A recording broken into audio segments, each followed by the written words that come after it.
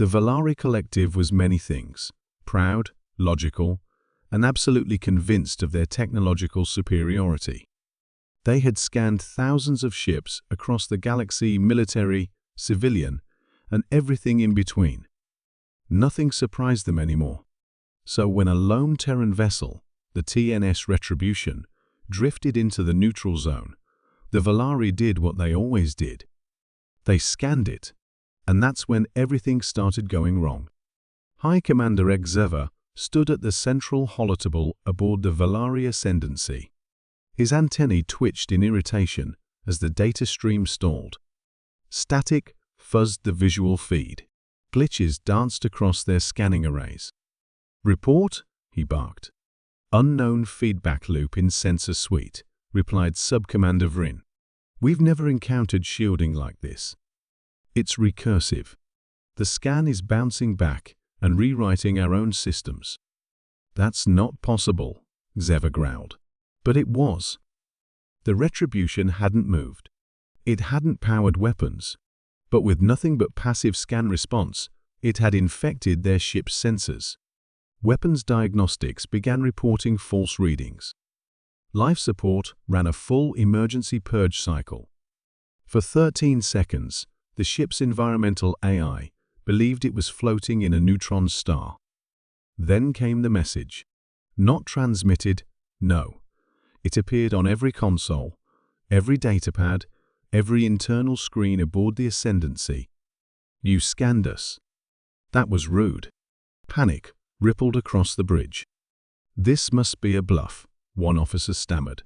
"A psychological trick." "Sir," said another, "their ship's main reactor just smiled at me." Seaver blinked. Smiled? The officer turned his display. A thermal image of the Terran warship showed nothing but reactor signatures and hull heat, and yet, clear as day, was a cartoon smiley face pulsing in reactor signatures. That's when the alarms began. Shipboard AI defense nodes went offline, not destroyed, but deactivated, as if politely asked to step away. The lights dimmed, then changed to soft yellow, pulsing in rhythm like a heartbeat. Medical logs were overwritten with cookie recipes.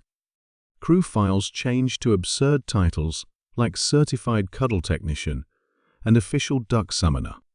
"This is mockery," Seaver roared. "Counterattack now."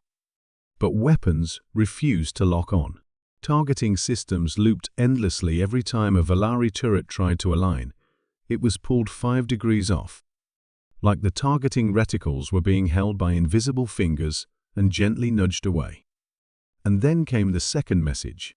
"Scan complete. You're lucky we're feeling nice today." Aboard the TNS Retribution, Captain Sarah Vance sipped her coffee calmly. The bridge was quiet, her crew efficient and unbothered. "Status on the Valari?" she asked. "Still losing their minds, ma'am," said Lieutenant Jun with a grin. "They tried to fire, but the ECM suite preloaded their targeting system with kitten gifts." "And our scan spoofers?" "Active. We fed them a false interior layout. According to their sensors, we're hauling fruit, 6 goats, and an interstellar opera company." "Excellent," Vance said, setting down her mug. "Let's let them stew for 5 more minutes. Then drop them a care package." Back aboard the Ascendancy, the lights blinked red. The Valari were now trapped in a ship that was still fully functional, but no longer listened to them. All power rerouted to entertainment systems, playing ancient Terran cartoons in every corridor. Some crew had begun laughing.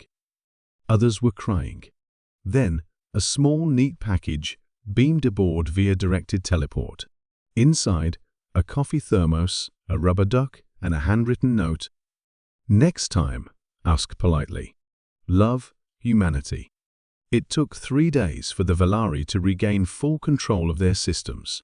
3 humiliating days. In the aftermath, the Valari High Council issued a universal command. Do not scan Terran vessels without explicit permission. Ever. And thus, a new entry appeared in Galactic Military Protocol textbooks. Case Study 12BE, Why you don't scan human warships. Summary: their weapons are scary. Their minds are scarier. But what you really need to fear is their sense of humor.